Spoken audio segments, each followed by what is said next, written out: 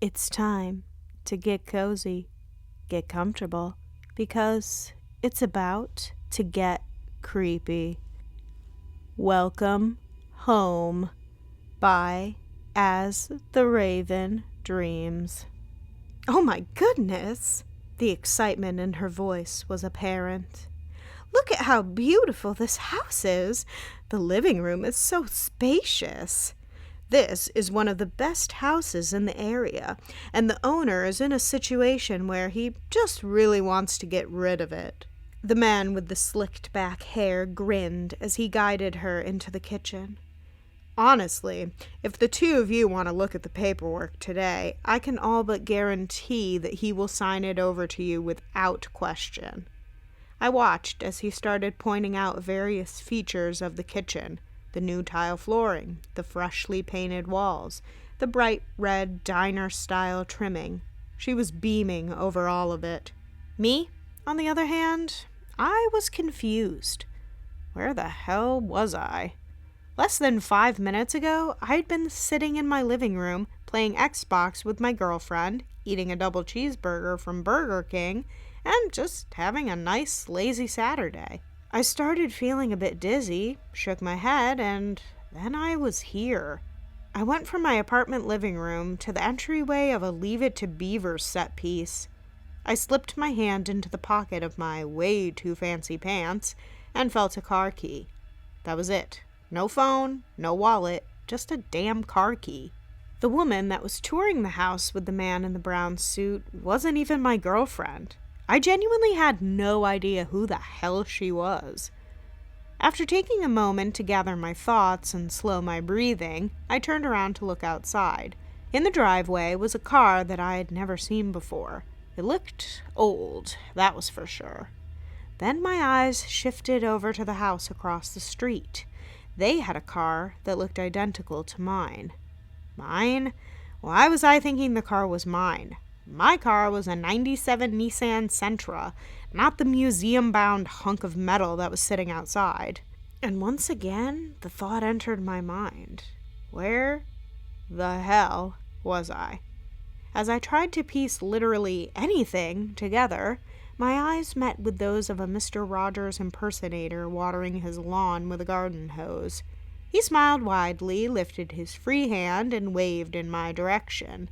Almost as if I had no control over my body, I reflexively lifted my right hand and waved, my mouth twisting into a friendly grin.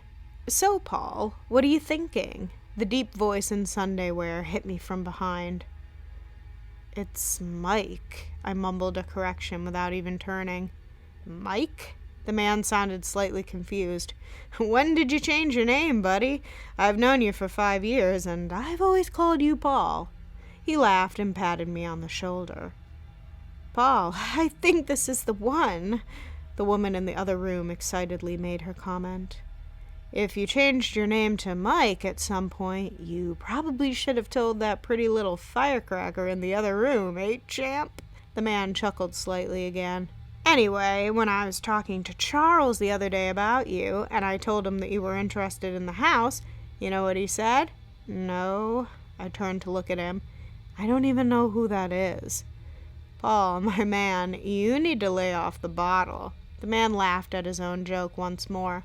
"Anyways, I told him you were interested in the house, and he told me, 'Gary, you show him the house, and if he and his cute little wife of his want it, you tell them I'll just give the damn thing to them.' He said it was his way of saying thanks." "Why does he want to get rid of it so badly?" I couldn't help but ask. Something about the conversation with Gary was alluring. Something about it was drawing me in. "Oh, come on, Paul." He grinned at me for a moment before pausing and falling back to a straight face. "Oh, you're being serious." "Well, yeah." I shook my head slightly. "It's such a nice house. Why doesn't he want to live here?" "Paul, are you feeling okay?" Gary put his hand on my forehead jokingly. I pulled back and stared at him confused. "My man, have you seriously been drinking?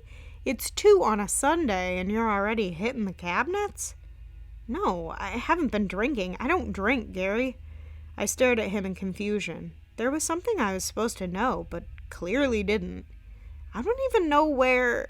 I glanced around the room and back out into the front yard. Or when I am. Well, Paul?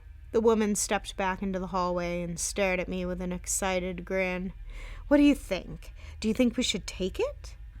My name's not... I tried to correct her before Gary cut me off. You know what, Donna?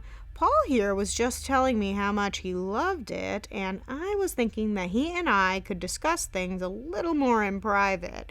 Just go over some of the logistics and whatnot.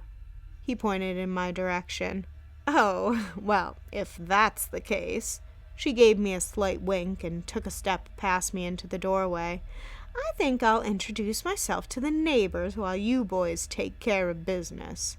Donna kissed me on the cheek and walked out into the front yard. Gary watched as she went over to talk to the old man watering his lawn and motioned for me to follow him. Come with me. He led me toward the kitchen and motioned around a mostly empty room. Is this ringing a bell?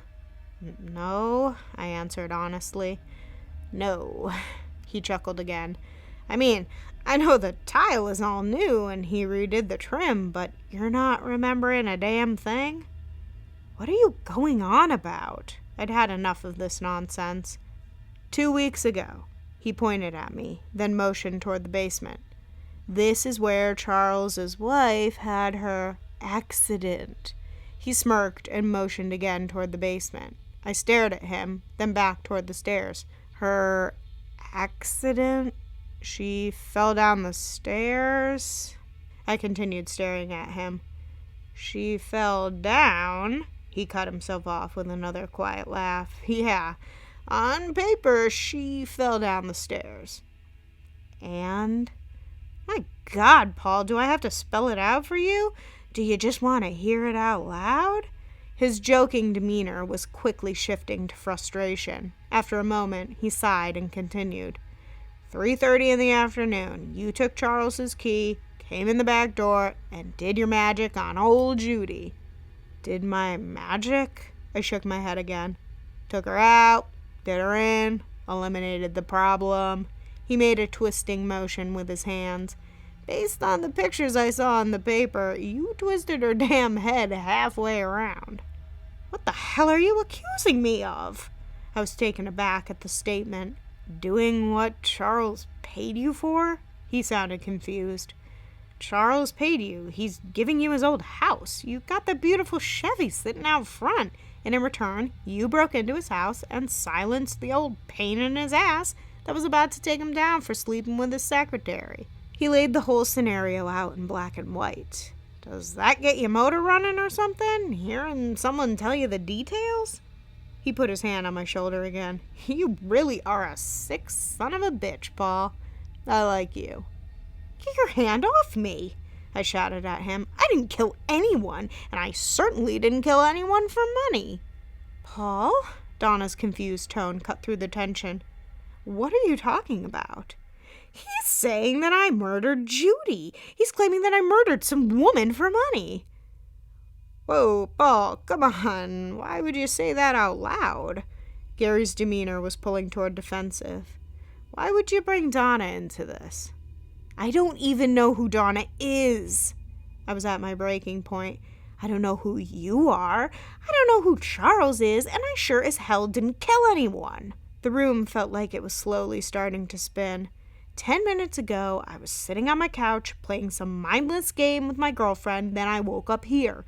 I don't know where I am, I don't know who you people are, and I just want to go home. Paul, what's wrong with you? I could tell that I was scaring Donna. What do you mean you don't know who I am? She paused again and then shook her head. Wait, Judy? That woman that fell down her stairs? She glanced over and realization set in. Oh, God, that was this house. She quickly shifted her attention to me. You killed her? Damn it, Paul. Gary dropped his head and sighed. Now we have to take care of this problem. Like hell? I stepped forward and grabbed Gary by the jacket he was wearing. Listen here, you son of a bitch. I pushed him forward and was met with what I could only describe as a cold pain in my neck. My skin started to tingle like it was losing all sensation. My vision started to blur and my ears were ringing. The only other sound was that of Donna shrieking. I slowly reached up toward my neck and gripped the small handle, pulling it away from my neck. The switchblade in my hand was covered in blood. I could feel my blood pressure dropping as my arterial spray covered the wall beside me. After taking a slight step back, I fell straight into the hardwood floor, and everything slowly faded away. Even though it was growing darker by every split second, I could still hear Donna's screeching and see Gary's feet. He stepped over me and toward Donna, her screaming stopping no more than a second later. Then there was nothing. It was all black, all silent. "Oh my goodness!" The excitement in her voice was apparent. "Look at how beautiful this house is. The living room is so spacious." I blinked and stared into the entryway of the same house I had just died in. This is one of the best houses in the area, and the owner is in a situation where he just really wants to get rid of it. The man with the slicked back hair grinned as he motioned toward the kitchen. "Honestly, if the two of you want to look at the paperwork today, I can all but guarantee that he will sign it over to you without question." He started following Donna into the kitchen, but paused. "Hey, Donna, why don't you check out the rooms real quick? I wanted to talk to your husband about something real quick." "Oh, absolutely." She laughed and pressed on into the rest of the house. "Be sure to check out the basement. It's really nice down there. Fully carpeted and finished walls." He smirked and walked back toward me. I moved my hand toward my neck as I stared at the man that had just stabbed me. "I don't understand." "You feeling okay, champ?" Gary grinned again. "Yeah, I think." I shook my head and tried to focus on everything. "Good." Gary placed his hand on my shoulder and leaned in. "Do me a favor and don't make me kill you this time. The boss doesn't like it when we have to spend a lot of time redoing scenes." "Redoing scenes?" His sentence made absolutely no sense. "Look, I know you're the new guy, but surely someone explained things to you." "The new guy? What?" Once again, nothing was making sense. "Oh then, that makes a lot more sense." He chuckled slightly and continued. "Your job is to act your part. Make it a good show, and you won't be tortured. It's as simple as that. This one is a bit of an action drama style show set in the 50s. "Show? 50s? I stared at him, then glared into the empty rooms. Despite my complete and total confusion, it made sense. The woman looking like she came from Greece, the fact that Gary and I were dressed with jackets and ties, that ancient-ass car in the driveway. Then my mind drifted to the other word he mentioned. "Wait, tortured?" "That's right, kid. At some point, you died, and now you're here on some shitty old-style drama." Gary smirked at me again, his eyes reflecting the raging fire behind me. "Welcome to hell."